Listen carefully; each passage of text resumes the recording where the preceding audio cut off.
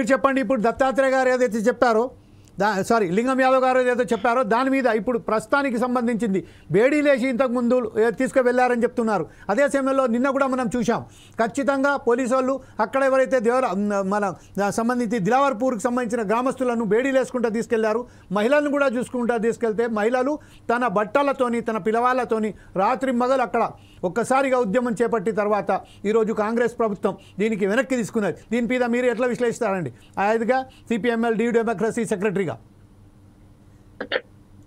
సరే, ఇప్పటికీ నిన్న మొన్న జరుగుతున్న ఉద్యమం ఇది దాదాపు 130 రోజులుగా దీక్ష కూర్చొని చేస్తున్న పోరాటం కావచ్చు. అంతకుముందు దాదాపు సంవత్సరం క్రితం నుంచి కూడా జరుగుతున్న వివిధ రూపాల్లో జరుగుతున్న పోరాటం.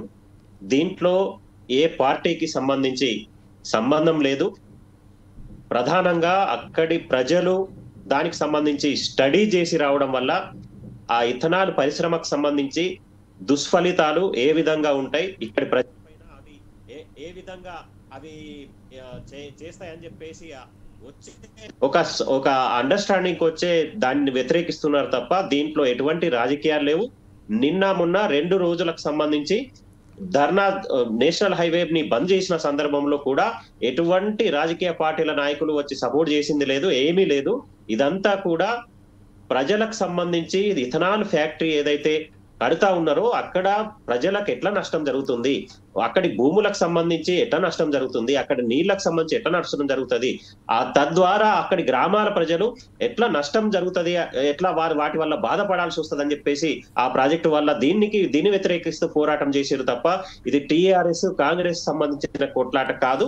ఇది ప్రజల నుంచి ఏదైతే డిమాండ్ వస్తా ఉందో లేదో ప్రజల అభిప్రాయం ఏదైతే ఉందో దాని ప్రకంగా ఎవరు పాలకులున్నా, అంతకుముందు టీఆర్ఎస్ ఉన్నా ఇప్పుడు కాంగ్రెస్ ఉన్నా, వారు అక్కడి ప్రజల యొక్క అభిప్రాయాలను దృష్టిలో పెట్టుకొని ప్రజాభిప్రాయం మేరకు పాలన చేయాలి అని చెప్పి, కానీ ఇది ప్రజల్లో వీళ్ళు ఇద్దరు కొట్లాడి ప్రజల్ని ముంచే పని చేయొద్దని చెప్పేసి నేను కోరుతున్నా.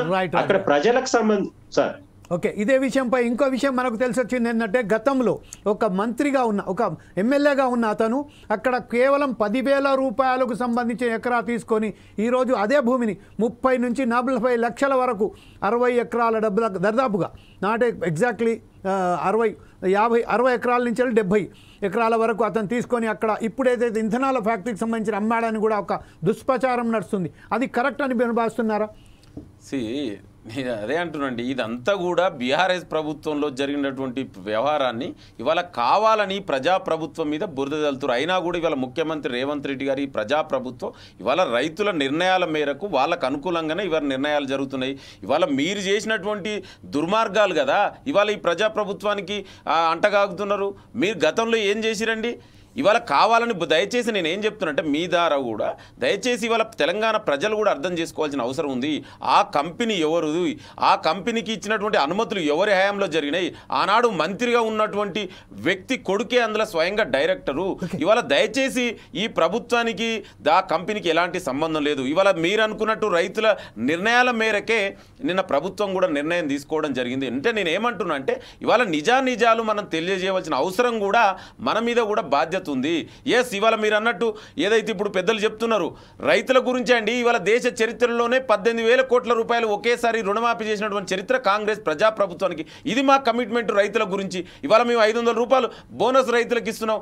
ఇదే కాదు, గతంలో కూడా ఆనాడు యూపీఏ ప్రభుత్వంలో కూడా ఒకేసారి 30,000 కోట్ల రూపాయలు రుణమాఫీ చేసిన చరిత్ర కాంగ్రెస్ ప్రజాప్రభుత్వాన్ని. ఇవాళ కాంగ్రెస్ పార్టీ అంటేనే రైతులకు అభివృద్ధి సంక్షేమం కోసం పనిచేస్తుంది. మీరు దయచేసి అబద్ధాలు ప్రచారం మానండి, నిజాలు తెలియజేయండి.